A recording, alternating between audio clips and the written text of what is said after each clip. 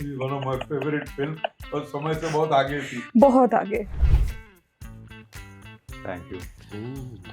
I am sorry, मुझे कुछ याद नहीं है खुदा खुदा। ये मेरी आई थिंक आपकी one of the favourite performances में से भी एक। हाँ, संजू मेरे लिए फॉर्चुनेट बात है कि मुझे उनका किरदार करने का मौका मिला। ये कमाल की फिल्म है और मैं भट्ट साहब को इसके लिए मैं शुक्रगुजार हूँ कि ऐसी फिल्म ऐसी उन्होंने बनाई और मुझे किरदार दिया। मैंने पूछा उनको कि आपने क्यों किया था, तो उन्होंने कहा कि जब मैं मर जाऊं तो मुझे भी कोई चादर उठाने वाला चाहिए, क्योंकि जब उनकी माँ मर गई थी, his mother was a famous actress at that time और she used to wear diamond studded watch, और कोई कहेगा ना कि नाज़रीन बेगम टाइम क्या हुआ, ले मेरी जूती देख, यहाँ पे घड़ी बांधती थी वो। उस किस्म का तेवर, उस किस्म का वो दिखाया उन्होंने। कोई नहीं कहेगा था, ये सबसे मर्द आदमी था ये। Hi guys, this is Ankita Bhala. You're tuned to Bollywood Bubble, and today we have with us Paresh Rawal sir and Kush Sunna. Welcome to the show.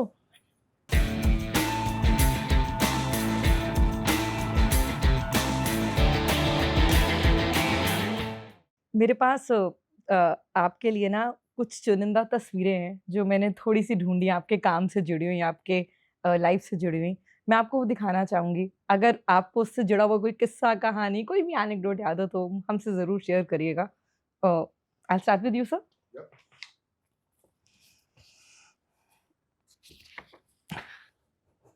ये तो मेरे ऑफिस में भी है फ्रेम होकर।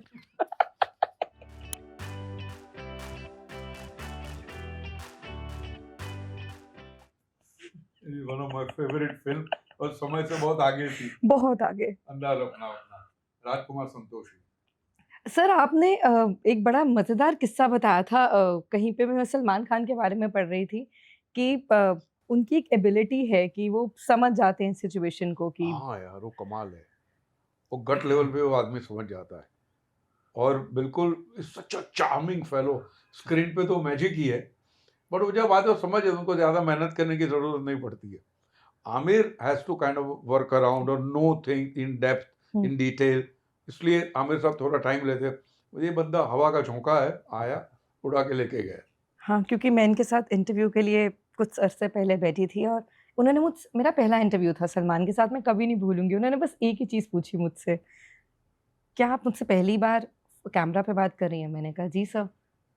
नर्वस हैं? मैंने कहा सर इंटरव्यू के लिए नहीं, पर आपसे बात करने के लिए, क्योंकि Yeah. बहुत कुछ है पूछने को और वक्त बहुत कम है। Yeah. I take care of you. मैं आपको बता नहीं सकती सर, जो 12 मिनट उन्होंने मुझे हंसाया उस इंटरव्यू में, उन्होंने मेरे लिए वो इंटरव्यू इतना ईजी कर दिया था कि एक पॉइंट के बाद हम में से कोई सेट पे समझा ही नहीं कि इस इंटरव्यू में हुआ क्या। So that way I am thinking right is very intuitive that way. Thank you.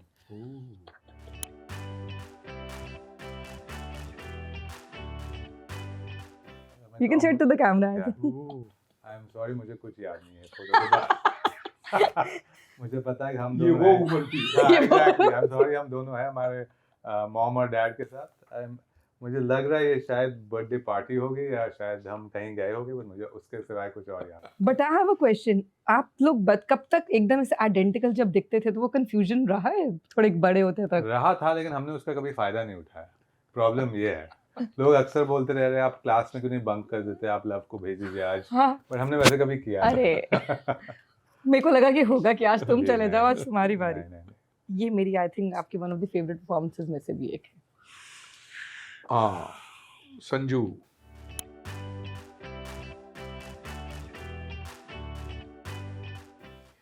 मैं दत्त साहब का बहुत बड़ा फैन रहा हूँ एज ए ह्यूमन बीइंग, बहुत एंड इतना पायस इंसान आए नहीं है पॉलिटिक्स में, इतना पायस। और मुझे बड़ी मेरे लिए फॉर्चुनेट बात है कि मुझे उनका किरदार करने का मौका मिला। और आई थिंक बहुत एक कुछ फिल्में होती हैं ना, बहुत परफेक्ट कास्टिंग में आती है। मुझे लगता है कि हाँ। शायद बिल्कुल नहीं है परफेक्ट नहीं, मैं perfect तो लास्ट casting। में आया था, बाकी सब ट्राई किए गए थे, मेरी एंट्री लास्ट में हुई थी। तो शायद बट इन इसीलिए- एनी वे मुझे इनका किरदार करने का मौका मिला, वो मेरे लिए सबसे अहम बात। और दूसरी मजे की बात है रणवीर के सामने, वो तो मुझे is a mind boggling actor, क्या बोले। वो मुझे लगता है ट्रेलर देखने के बाद सबने डबल टेक ही किया था कि वो ही दत्त हैं कि या इतना बढ़िया ट्रांसफॉर्मेशन रहा है वहाँ देखिए पे। तो कितनी कमाल का ये था, ड्रीम टीम थी। रणबीर भी है, राजकुमार हिरानी भी है, अभिराज जोशी भी है और दर्श साहब का किरदार है। ये oh luck would have it we have the same अच्छा पिक्चर ये this is pure luck. Right. O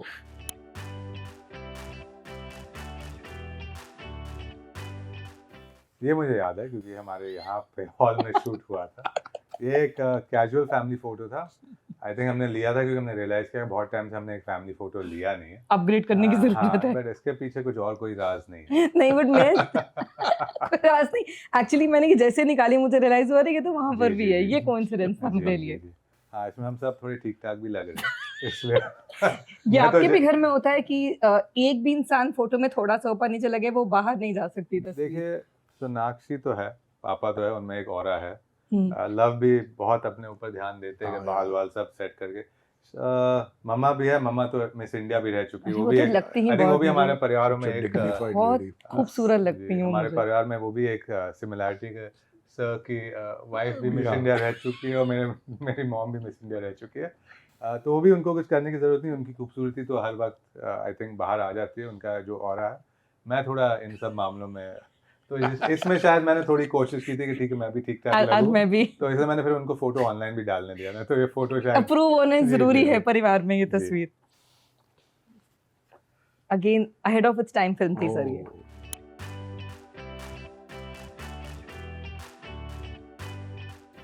Tamannaah and she is Alia, छोटी तमन्ना का रोल किया बेबी था। आलिया। या।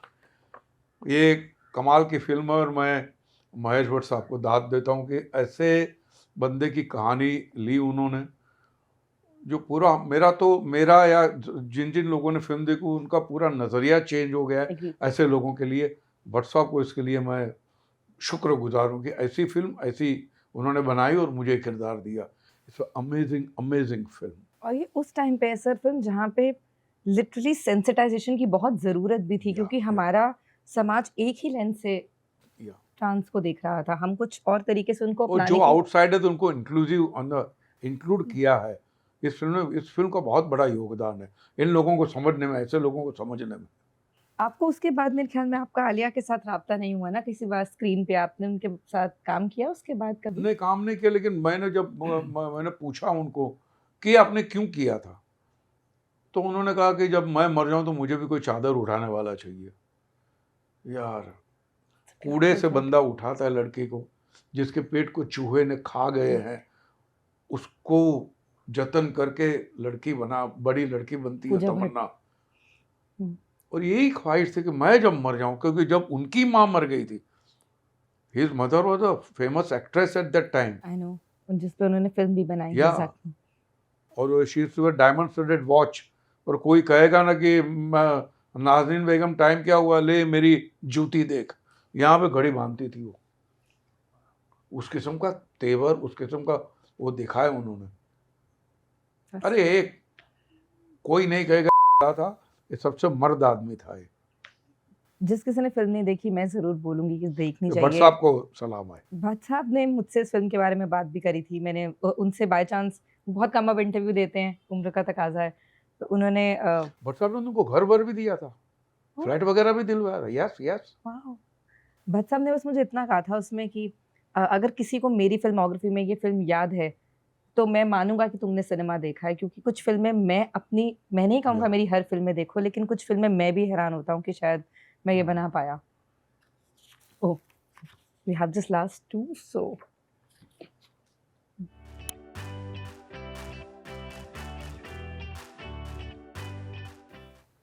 ये तो पापा के बुक लॉन्च के समय था, एनीथिंग बट खामोश। आई थिंक अमिता अंकल आए थे लॉन्च करने के लिए और उन्होंने आई थिंक उस टाइम भी बात की थी कि वो हमेशा सेट पे टाइम पे आते थे और पापा हमेशा सेट पे लेट आते थे, लेकिन काम हो जाता था।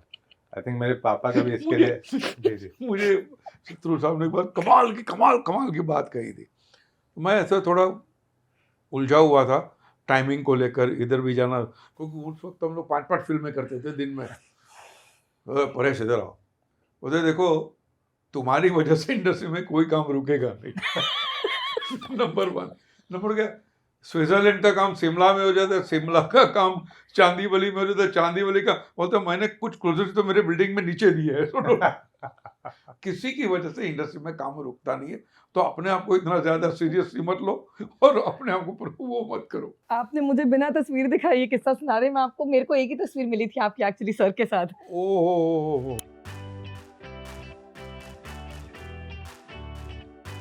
मैंने बड़ा हाँ। ढूंढा, बस मुझे एक ही मिली हाँ थी ना। बस।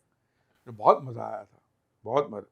और इसमें तो क्या था कि he was a minister eight that time. Oh yes. हाँ, और कहीं पे कुछ जोक आ गया तो उनके ऊपर ही जोक था। मैंने सोचा अरे नहीं नहीं बोलो बोलो, इतनी दरिया दिली है, इतना स्पोर्ट्समैन स्पिरिट, कमाल कमाल। बड़ी फिल्म, मैंने ना बहुत मुश्किल से तस्वीर ढूंढी, कुछ मिल नहीं रहा था आपके साथ। एंड सर ये लास्ट, और इसके साथ मेरा एक सवाल, बहुत फिल्में उस टाइम पे हमारे प्रधानमंत्री के बनने की बात हुई Yes, थी, yes, पर yes. आपका भी एक था उस टाइम पे, बट आई नो उस टाइम पे 3-4 फिल्म सर पे बन गई थी। आपकी भी फिल्म, आई विश हम कभी इनकी, जो हमने सुना था कि आप इन पे ऑटोबायोग्राफिक बनाएंगे, वो देखने को। हमें बनाने वाला था, पर होता था कभी 2-3 बन गई। वहाँ भी गई थी या, कुछ सिनेमा पर। और मैं बनाने वाला तो केतन मेहता डायरेक्ट करने वाले थे। या, तो भाई क्या 2-3 बन गई थी, तो फिर वो क्या होता है कि फिर बात पूरी तितर बितर हो जाती है, और उसका वो जो होता है, अहमियत नहीं रहती, वो थोड़ा हल्का पड़ जाता है। बट सर अभी भी अभी तो हमारे पास इतना कुछ है बताने को। हाँ, बट कहानी मेरा जो एंगल है बनाने का, वो नॉट अ स्ट्रेट बायोपिक कि कब पैदा हुए ये हुआ, वो नहीं। ओके, एक पूरा अलग नजरिया है, beyond the politics. Beyond the politics. या, देन तो सर आई थिंक मैं अब भी बोलूंगी आप जरूर बनाइएगा, या, क्योंकि या। हमें देखने को मिलेगा। And nothing like it, but thank you, बहुत ज्यादा मजा आया। आपने मुझे इतनी सारी किस्से कहानियां बताए जो मिलते नहीं, क्योंकि it's very rare to do interviews and get you people speaking, so means a lot. Thank you so much sir. Thank you, Thank you. Thank you.